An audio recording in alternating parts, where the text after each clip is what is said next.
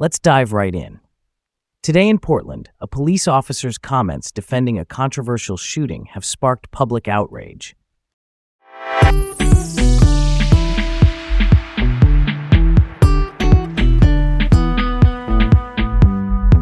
Hi, I'm Leah.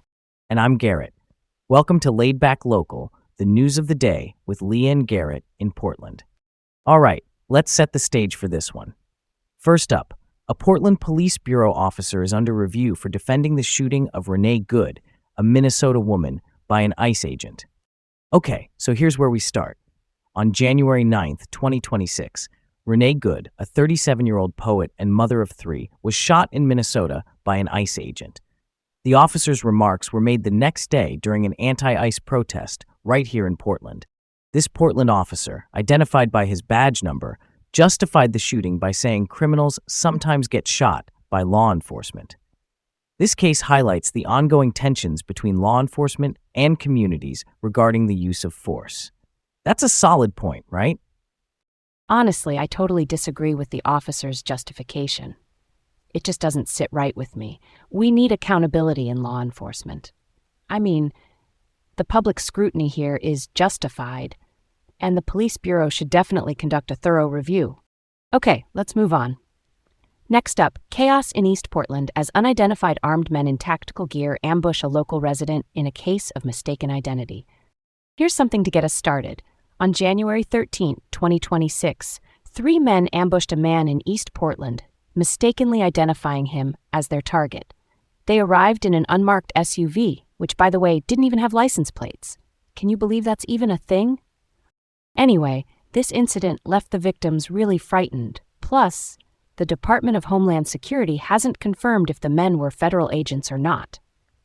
This all coincides with a city council discussion on law enforcement identification requirements. That's a story worth telling. The dangers of impersonation and mistaken identity are super concerning. I support the proposal for visible identification to prevent incidents like this. It's kind of a no-brainer, don't you think? Let's switch it up. Offensive text messages by Portland power players reveal racist and dehumanizing comments against counselors of color. All right, here's where we begin.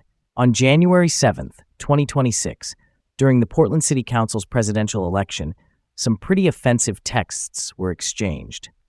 Local real estate broker Brian Owendoff and his pals targeted counselors of color with really nasty language. This exposure has sparked discussions on power dynamics and biases in the city government. I mean, it's definitely got some legs, don't you think? For sure. I find these revelations disturbing. It really highlights the importance of addressing racial bias within political circles. We can't just leave it at that, can we? There needs to be accountability and change from these influential local figures. Time to move forward. Next up, Portland Councilor Loretta Smith accused of firing a staffer in retaliation for union organizing efforts.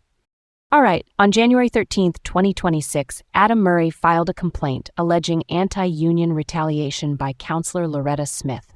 Murray was a key supporter of the newly formed Council Alliance of Workers Union, advocating for staffers' rights.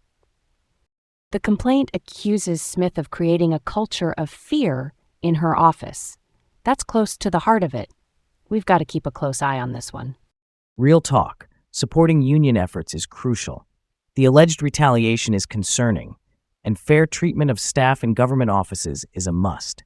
This one's got some depth to it. Let's move ahead. Portland City Councilor Dan Ryan apologizes for criticizing the press over their coverage of offensive texts. Here's a cool thought to kick off. On January 15, 2026, Dan Ryan apologized to the Mercury for his initial criticism. They published a story about those offensive texts sent by political activists. Ryan claimed he wasn't given enough context initially, but email records showed he was contacted in advance. What a twist, huh? I totally get where you're coming from. There's always tension between media and political figures, but transparency is key. I appreciate Ryan's apology, though. Constructive dialogue is what we need. And that's where we'll leave it for now. This is Leah and Garrett, signing off from Portland on Laid Back Local, the news of the day. Stay informed and join us again tomorrow.